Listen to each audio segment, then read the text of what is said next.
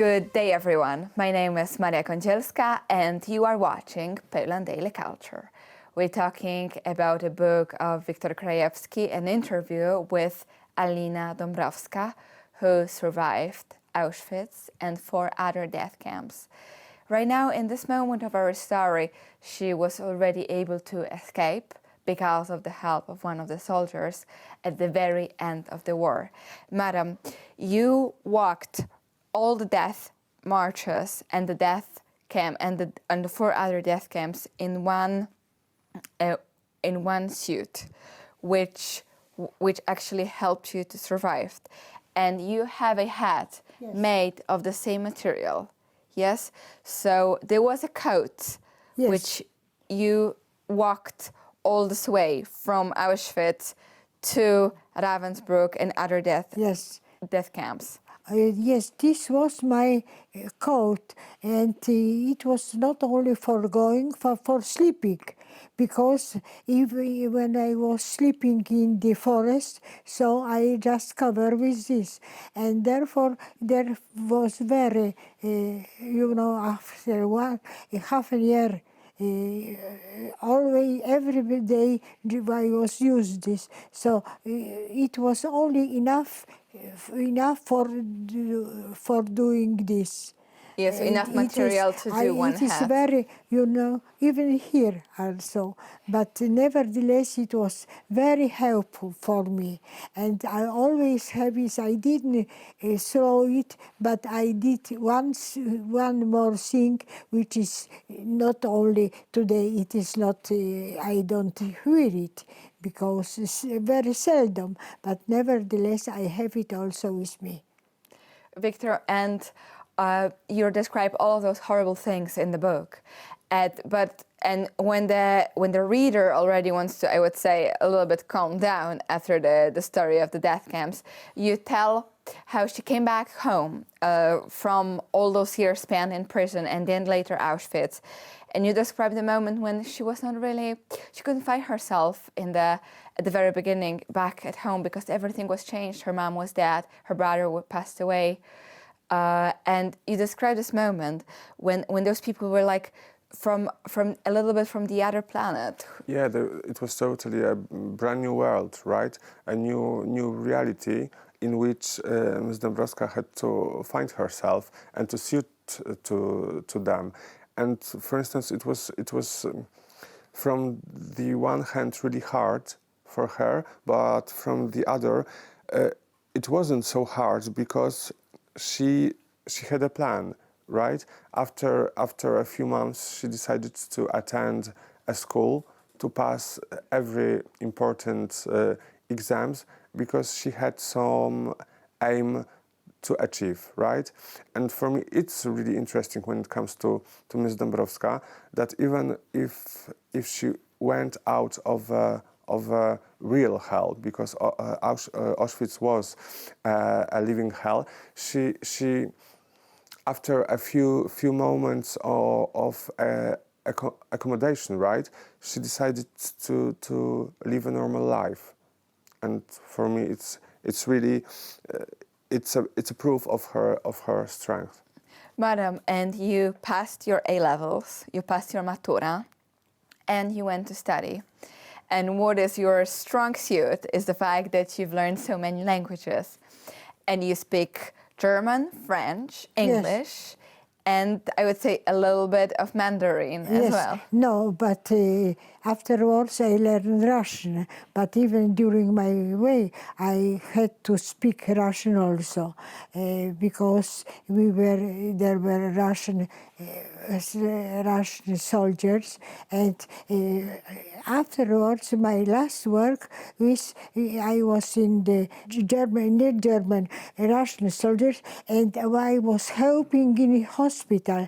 I came to home with the soldiers, not only soldiers, not only Russian, but also Polish. And they said I can go with them to my home. And so I was helping in in the... So in the army, the yes, Russian yes, army, the- helped you on the way yes. back from And Germany to brought- Poland. They gave me to eat, and I was helping there in this. And then we came to the Polish front, to this Polish jak jest frontier. And the frontier and the line, Polish line. Yes, and then we said goodbye, and then afterwards I got a special paper that I am coming from the concentration camp, and then we went to Warsaw, to Poznań. It was Poznań, and afterwards the train went Took you to further, Pabianice, and yes, back home. yes, to Łódź, and from Łódź it was no more Liesmanstadt, it was Łódź, and then I came to in the night to Pabianice. Yes, and you were back home eventually. Yes. But what is incredibly in your story is the fact that you didn't give up, but you wanted to achieve your dreams. You passed the exams and you went to study. Yes. And tell me, please, what is your clue to go through all of those horrible events in your life and still not to lose the spirit, not to lose the will to live? No, I was very glad that I'm at home, and then I met with my family, and then I have been one of the first prisoners who came to prisoners of Auschwitz who came, not because there were other. It was starting already January, and it was May. It was May, and then I just think what I shall do. Naturally, I decided to learn further, to learn further, and all my life was afterwards with my studies. And at the very end, you were able to work in Polish MSZ, so in Polish Ministry of Foreign Affairs. Yes. And you became a diplomat. I came back in 1945, and I started to work in ministry 1947. Also 2 years, not only some months later.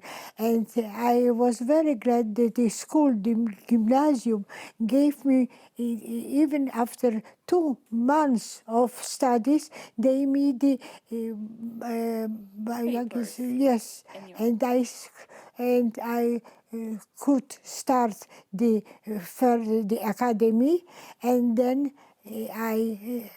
not academy, but I started my studies and have worked in the ministry. It was my dream to work in the Ministry for Foreign Affairs, and I was so glad when they started. I cannot start. I was so glad that he didn't ask how much will they pay you, what will work. That was not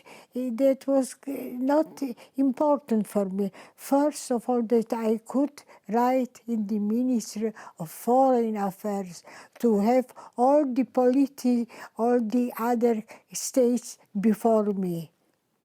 Everyone who finds an excuse not to learn and not to pass A-levels, Miss Alina puts you all in shame, because she was able to do it even after surviving Auschwitz, which is absolutely incredible. Right now, later, she worked in the Ministry of Foreign Affairs, and she was able to speak many foreign languages and live a full life until today, when she is 97 years old. This story is absolutely incredible, and thank you for watching us in Poland Daily.